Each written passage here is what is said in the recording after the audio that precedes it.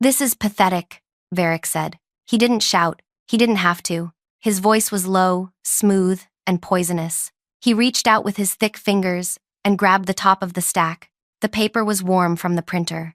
"You'll never amount to anything here," he added. Then came the sound. It wasn't a clean noise. It was a jagged, tearing sound that seemed to last forever in the quiet room. He ripped it.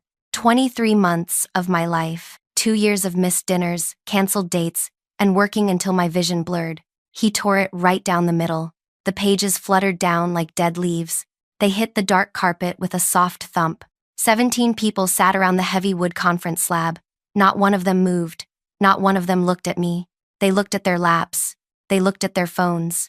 They looked anywhere but at the girl whose career had just been executed in front of them. Varric dropped the halves of my work onto the floor. He dusted his hands, like he had just touched something dirty. "Next item," he said, turning his back to me. I stood there. My hands were empty. My chest felt hollow, like someone had scooped out my lungs with a spoon. I didn't cry. I knew that's what he wanted. He wanted the tears. He wanted the scene. I turned around. I walked out the double glass doors. I didn't run. I just walked. He thought that was the end. He thought he had just thrown away trash. He had no idea he had just handed me the keys to his own destruction. Before we go any further, I want to say a quick thank you for being here and listening to this. It's not easy to relive. If you've ever had a boss who made you question your own value, or someone who took credit for your sweat and tears, please hit that like button. It helps other people find this story. And honestly, it makes me feel a little less alone in telling it. Subscribe if you want to hear how the underdog bites back. Okay, let me tell you who I was before the paper ripped. My name is Marin. I'm not the loudest person in the room. I never was. I'm the person who notices things. I notice when the coffee machine is making a funny noise 3 days before it breaks. I notice when someone smiles but their hands are clenched into fists. I like data. I like systems. I like fixing things that are broken. I joined the company 3 years before the incident. I was fresh out of university, wearing a blazer that cost too much, and carrying a notebook that was too clean. I wanted to change the world. It sounds stupid now, doesn't it? But I did. I thought a big company was a place where good ideas rose to the top, like cream. I didn't know that in this place, cream didn't rise. It got skimmed off and sold by people like Varric. Varric was my manager. The first time I met him, he offered me a peppermint from a crystal bowl on his desk. He had a smile that made you feel like you were the only person in the building. "I see a lot of myself in you, Marin," he had said. "You're hungry. I like hungry." For the first year, it was perfect. He gave me small projects. I crushed them. He praised me in emails. He brought me coffee. Black, 2 sugars. When I stayed late, he told me I was his protégé. I believed him. I would have walked into traffic if he asked me to, because I thought he was teaching me how to cross the street. Then, I started succeeding too much. It started with a scheduling glitch in the logistics department. No one could fix it. Drivers were showing up at the wrong docks. Money was burning. Varric put me on it, probably expecting me to fail so he could bring in a consultant. I fixed it in 4 days.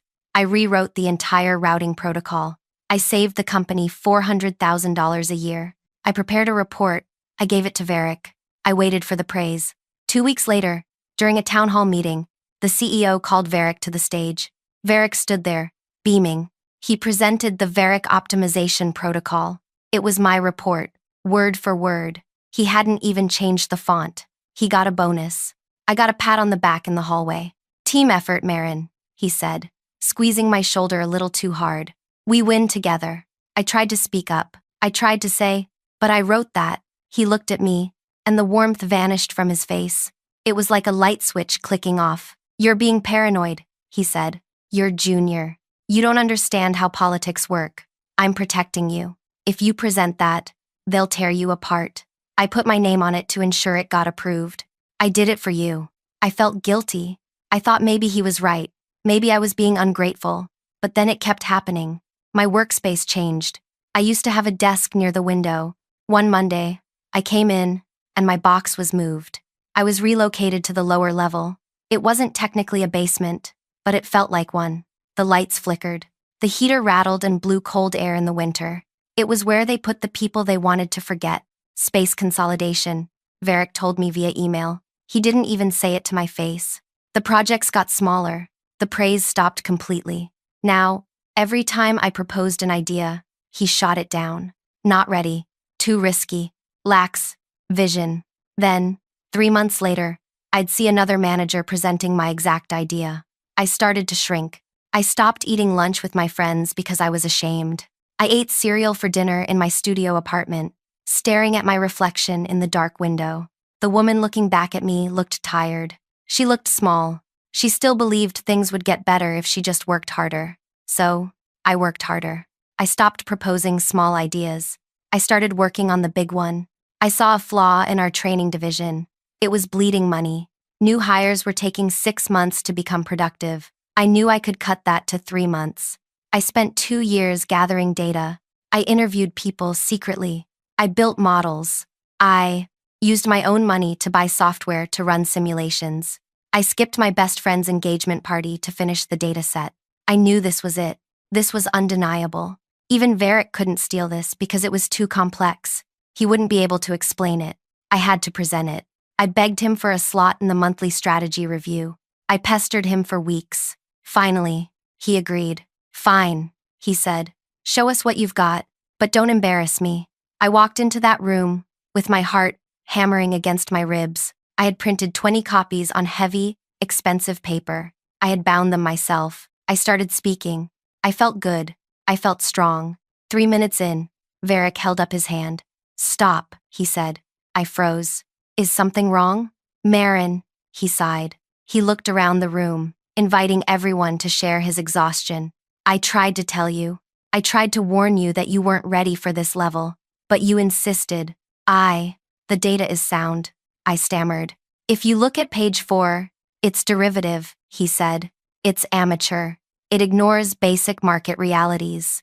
He didn't look at page 4. He didn't look at a single number. He just reached out and grabbed the stack I had placed in front of him, and he ripped it.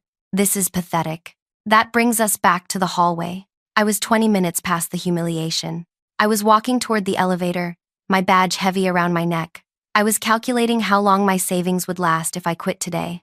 2 months? Maybe 3 if I ate nothing but rice? Excuse me. The voice came from behind me. I turned. It was 3 of them. The board members.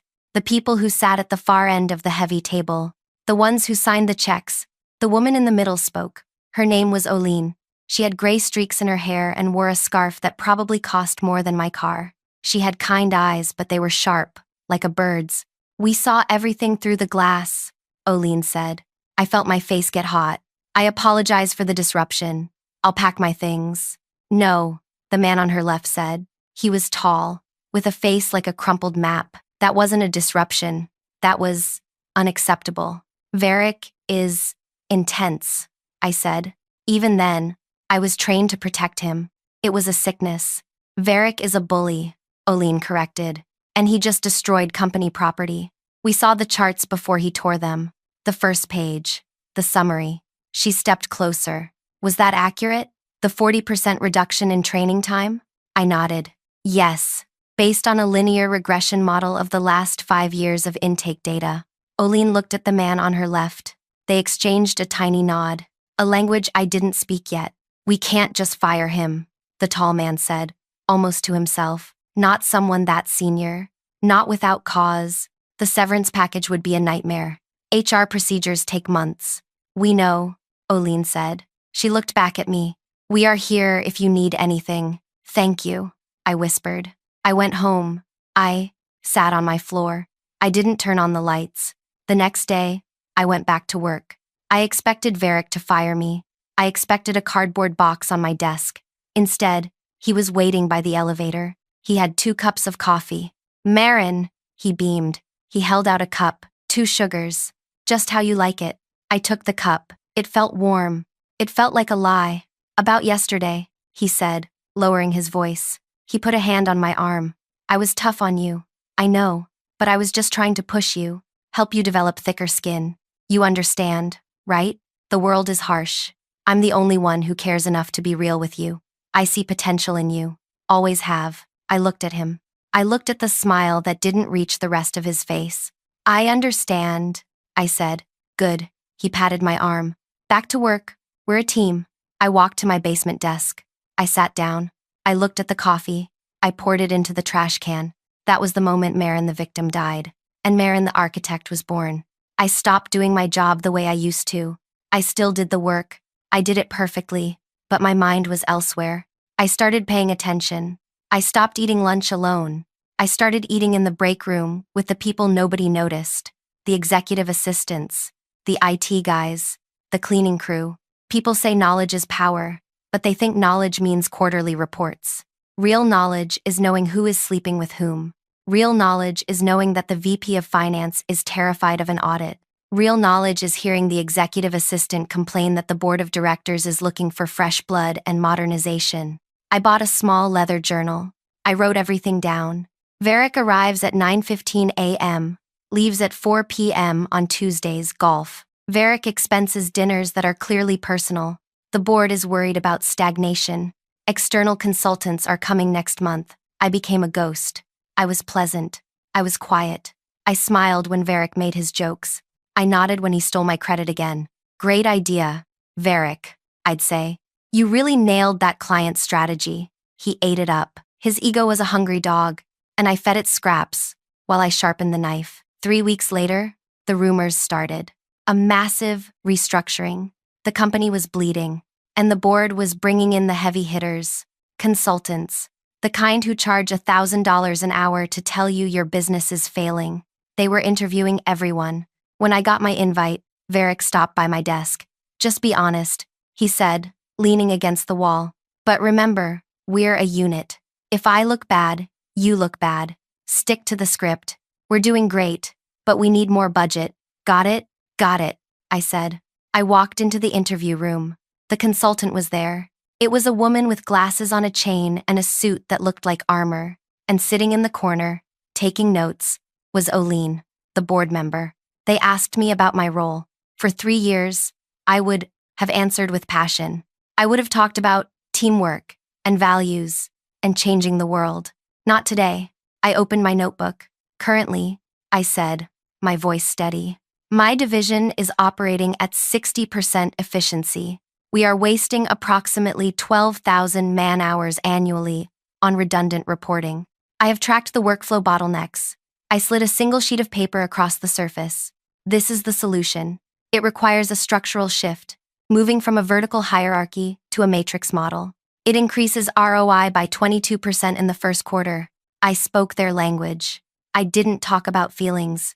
I talked about money. I talked about market positioning. I talked about competitive advantage. The consultant stopped writing. She looked at me over her glasses. Where did you learn to think like this? She asked. Here, I said, watching what doesn't work. Oline didn't smile, but she closed her notebook. That was better than a smile. 2 months later, the announcement came. The company was shaking the Etch-a-Sketch. New divisions were being created. Old ones were being merged. Everyone had to reapply for their jobs or apply for new ones. Varric was confident. He laughed in the break room. It's a formality, he told everyone. I've been here 17 years. I play golf with the VP. I'm aiming for the director role. Big raise coming, boys. He took me aside one last time. Don't worry, Marin. I'll put in a good word for you. We'll get you something decent. Maybe a coordinator role. You're good at the details. Thank you, Varric, I said. I appreciate that. I didn't tell him I had applied for the lead of training development. It was the role that would oversee the entire new division. It was a role 2 levels above Varric's current job. It was the role my torn-up presentation had been designed for. You're too junior, the HR rep had whispered when I submitted the application. It's a long shot. I know, I said. Submit it anyway. The interview for the lead position lasted 3 hours. It was a firing squad. 5 senior executives and the head consultant. They grilled me on strategy, on finance, on personnel management. I didn't blink. I had nothing to lose. I answered every question with data. When they asked about leadership style, I didn't give them the fluff. Leadership isn't about being liked, I said, looking at Oline. It's about removing obstacles so people can work. Sometimes the obstacle is a process. Sometimes, I paused. Sometimes it's a person. The room went quiet, the heavy kind of quiet. Then the consultant nodded. The email went out on a Thursday morning at 9 a.m. Subject: Organizational announcement. I was sitting at my desk in the basement. I heard the ping. My heart stopped. I clicked it open. I scrolled past the CEO's letter. I scrolled past the VP announcements. And there it was. Head of Training Development and Optimization. Marin, my last name. I stared at it. I refreshed the screen. It was still there. Then I scrolled down further. I looked for the director role Varric had applied for. It went to someone from outside the company, a guy from a competitor. I kept scrolling. Where was Varric? Then I saw it. Senior Manager of Legacy Accounts. Varric, his last name. Legacy Accounts. It sounded fancy. It wasn't. It was the graveyard. It was where they put the old clients that didn't make money anymore. It was a maintenance role. And looking at the new org chart attached to the email, Legacy Accounts reported to Training Development. Varric didn't get the director job. He didn't even keep his old job. He had been moved sideways and down. And he reported to me. I sat in my chair. The basement lights flickered above me. I took a deep breath. I waited. I knew what would happen next. 5 minutes later, I heard heavy footsteps on the stairs. They weren't the slow, confident steps of the man who used to own this place. They were fast, frantic. Varric appeared in the doorway. His face was red. His tie was crooked. He was holding his phone like he wanted to crush it. Is this a joke? He spat. He didn't say hello. He didn't offer me a peppermint. Good morning, Varric, I said. I didn't stand up. I stayed seated. Did you see the announcement? There's been a mistake. He was breathing hard. I just called HR, they said. They said I report to you? That's correct, I said. The new structure consolidates legacy accounts under the development umbrella. It's all about synergy. I used the buzzwords he used to love. You? He laughed. It was a desperate, wet sound. You can't lead a division. You're a kid. You're my assistant. I was your analyst. I corrected him gently. Now, I'm your division head. I won't do it, he said. I'll quit. I'll walk out right now. You could, I said. I opened my leather journal. I flipped to a page. But the new severance policy requires a 3-month handover period for senior managers, or you forfeit your pension vesting for the year. And with the market the way it is, I trailed off. I knew about his mortgage. I knew about the private school tuition for his 3 kids. I knew about the car payments on the Mercedes he couldn't afford. I knew he was trapped. He turned pale. The red drained right out of his face. He looked like a balloon that had been popped. This isn't right, he whispered. We have our first department stand-up on Monday at 8 a.m., I said. Please be on time, Varric. You know I value punctuality. He stood there for a long time. Then he turned around and walked away. He looked smaller than I had ever seen him. I went home that night and I didn't eat cereal. I ordered takeout. I sat by my window. But this wasn't the end. This was just the setup. You see, getting the job was the easy part. Keeping it, and dealing with a man like Varric, who was now trapped in a cage with me, that was the hard part. He wasn't going to go quietly. He was going to try to sabotage me. He was going to try to turn the team against me. He was going to try to prove to the board that they had made a mistake. He thought he knew how to play the game, but he forgot that he was the one who taught me. And I was a very, very good student. The weekend passed in a blur. I bought new clothes, suits, sharp lines, dark colors. I needed to look the part. I needed to look like the person who could fire Varric without blinking. Monday morning came. I walked into the main conference room, the same room with the heavy wood table, the same room where my presentation had been torn to pieces. The team was there, 12 people. Varric was sitting at the far end, arms crossed, staring at the wall. I walked to the head of the table. I placed my leather journal down. Good morning, I said. Varric didn't look at me. Varric, I said. He slowly turned his head. What? We don't say what in these meetings, I said softly. We say, good morning. The room went deadly still. The air was so tight it felt like it could snap. Varric's jaw clenched. I could see a vein pulsing in his temple. He looked at the other people in the room. They were looking at their laps. They knew who was in charge now. Good morning, Varric gritted out. Thank you, I said. Now, let's look at the legacy numbers. I reviewed your files over the weekend, Varric. There seemed to be some discrepancies. I saw the panic flash in his eyes. I wasn't going to scream. I wasn't going to tear papers. I was going to do something much, Much worse. I was going to manage him. There are discrepancies in the Q3 projections, I repeated. I didn't raise my voice. I didn't have to. I just tapped the spreadsheet with my pen. It's a rounding error, Varric said. He was sweating now. Not a lot, just a fine sheen on his forehead. The system. It's the legacy system. It's glitchy. The system is fine, Varric, I said. I wrote the patch for it myself 3 months ago. Remember? You signed off on it. He froze. He remembered. He had signed off on it to take the credit. Now, that stolen credit was the rope he was hanging himself with. Fix it by end of day, I said. And Varric? Yeah? Please format it correctly this time. Last week's report was messy. We have standards here. I dismissed the room. Everyone left quickly, like the air in the room was being sucked out. Varric was the last to go. He gathered his papers with shaking hands. That was how the unraveling began. It wasn't a big explosion. It was slow. It was the drip, drip, drip of water on a stone. For the next few weeks, I became the manager he had pretended to be. I checked in on him constantly. I asked him how he was doing. I asked about his kids. I asked if he needed resources. And I watched him suffocate, because he knew it was fake. He knew I didn't care about his kids' soccer games. He knew I was memorizing his answers to use against him later. He knew because he had done the exact same thing to me for 3 years. He was looking in a mirror, and he hated what he saw. He couldn't quit. I knew he couldn't. I had seen his HR file during the transition. He had borrowed heavily against his future bonuses. He had a new house in a zip code he couldn't afford. He had an elderly mother in a facility that cost $6,000 a month. He needed the paycheck, so he had to stay. He had to sit there and let his former assistant approve his vacation days. He had to let me sign off on his expense reports. One Tuesday, I called him in for our one-on-one. He walked in, looking like he hadn't slept in a week. His shirt was wrinkled. The dark circles under his eyes looked like bruises.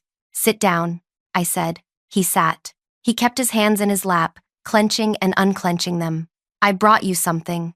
I pushed a cup across the desk. Coffee, I said. 2 sugars, no cream. He stared at the cup. It was exactly how he used to bring it to me when he wanted to steal an idea. This is awkward, he muttered. Why? I asked. My voice was innocent. It's just coffee. You know why, he snapped. Do I? He looked at me. For a second, the anger flared up. You're enjoying this. I'm trying to manage my team, I said. Speaking of which, I need you to walk me through your current project timelines and the resource needs. He opened his mouth, closed it. He looked like a fish on a dock. You can't be serious, he said. I am. We have work to do. This is a joke, he said, his voice rising. This whole thing is a joke. You're not qualified for this position. I've been here 17 years, and I've been here 3, I said, learning from the best. I smiled. It wasn't my smile. It was his. It was the smile he gave me when he told me I was paranoid. You taught me everything I know about workplace dynamics, I said softly. He stood up. He slammed the door on his way out. The coffee sat on my desk, untouched. I waited until he was gone. Then I stood up, walked to the sink in the corner, and poured it down the drain. I didn't feel happy. I didn't feel sad. I just felt efficient. That was the problem with Varric. He thought this was a battle of emotions. He thought I was angry. I wasn't angry. I was strategic. He started making mistakes on purpose. It started small. He would forget to copy me on an email. He would submit a report an hour late. He was testing the fence, looking for a hole. Then it got worse. He missed a client meeting, a big one.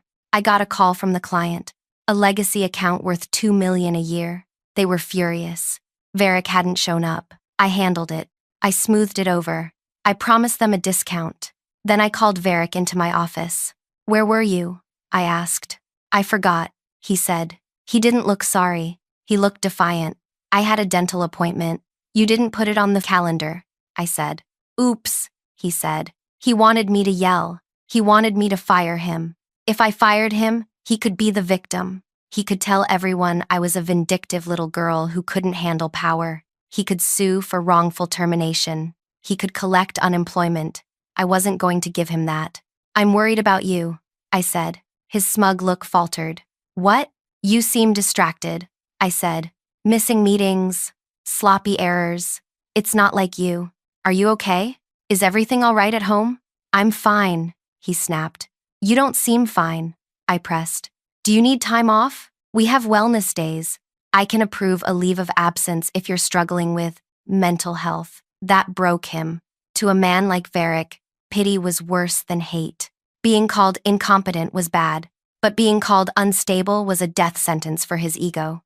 I need you to stop pretending you care, he shouted. I do care, I said calmly. You're struggling. Your team has noticed. Because of you. No, I said. I lowered my voice to a whisper. Because you are realizing what you did to me for 3 years, and now you are experiencing a fraction of it. He went quiet. Except, I continued, I'm not ripping up your work. I'm not insulting you in front of the board. I'm not stealing your ideas. I'm just here, doing my job, professionally, and you can't handle it. He stared at me. You taught me this, I said.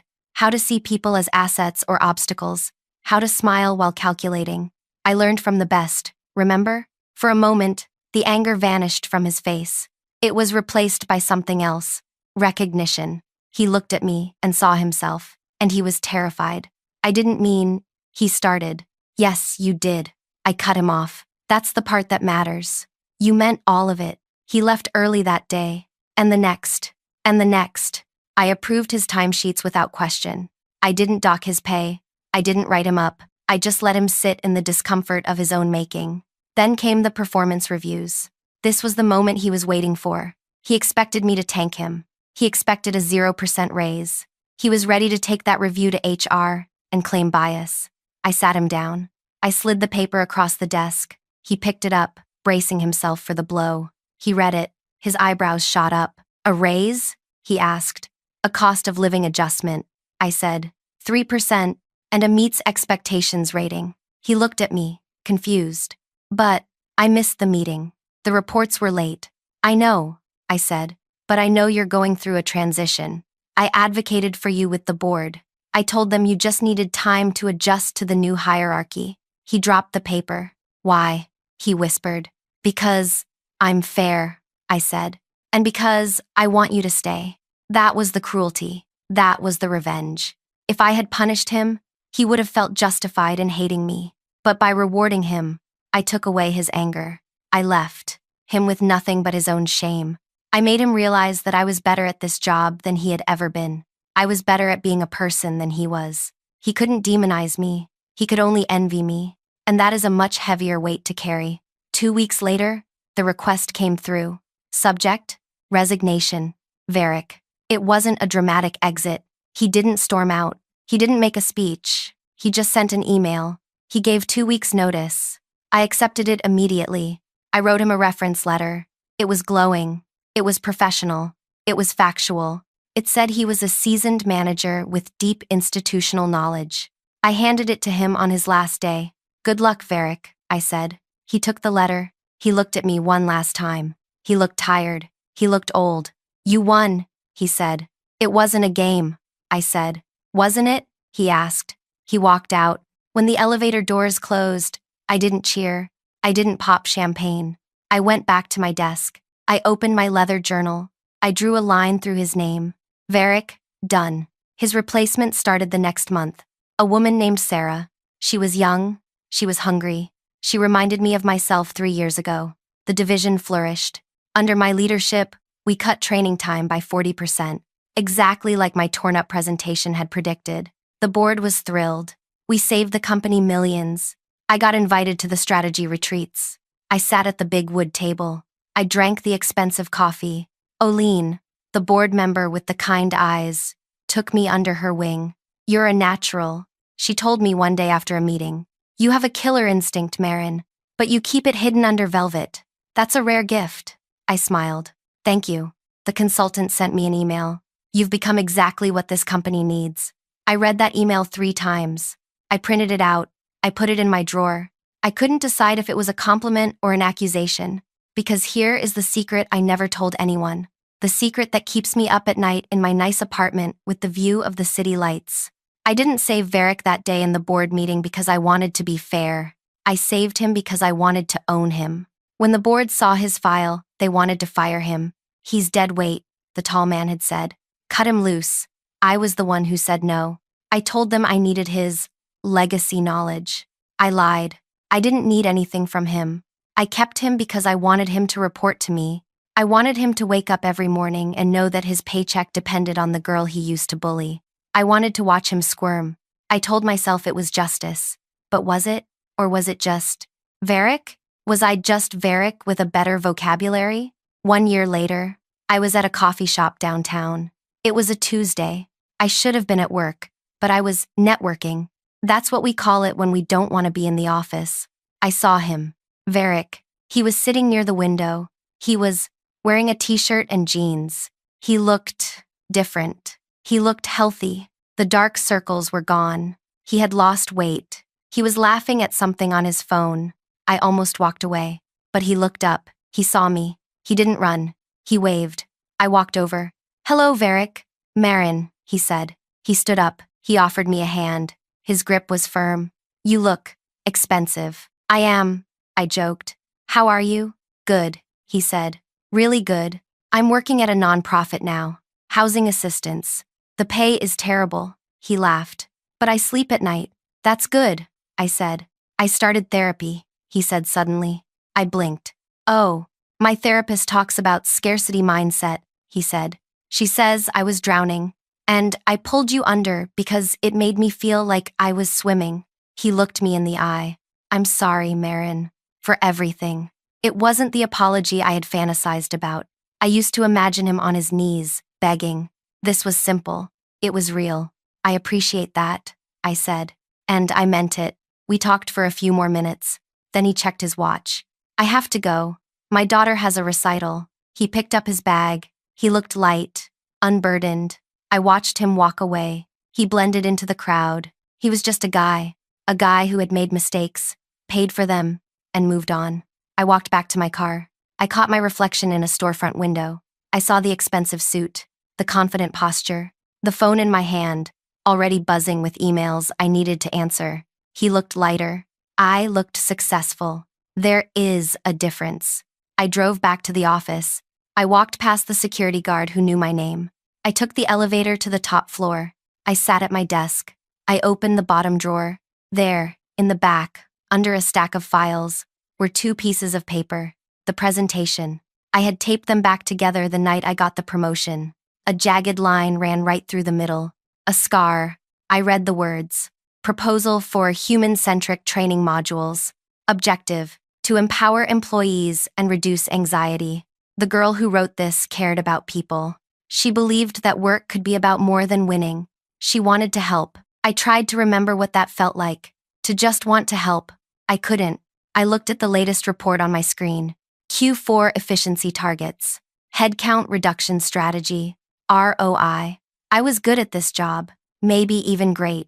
Just then, there was a knock on my door. It was Sarah, the new hire. My protégé. Do you have a minute? She asked. Her eyes were shining. She was holding a folder. I have this idea. It's a totally new way to handle onboarding. It's kind of radical. She reminded me so much of myself it made my chest ache. Come in, I said. She laid the folder on my desk. She started talking. She talked about feelings and value and culture. I looked at her, and for a split second, my brain didn't hear her words. My brain calculated the cost, the time, the risk, the ROI. My brain said, this is fluffy. This won't scale. This is a waste of time. I almost said it. I almost said, Sarah, you're not ready. Focus on the metrics. But then I looked at the taped up paper in my open drawer. I saw the tear. I looked back at Sarah. It sounds expensive, I said. Her face fell. The light started to go out in her eyes. But, I added quickly, it sounds right. She blinked. Really? Yes, I said. Let's do it. I'll approve the budget. She beamed. Thank you. You won't regret this. She practically skipped out of the office. I sat there in the quiet room. I had broken the cycle. Just once.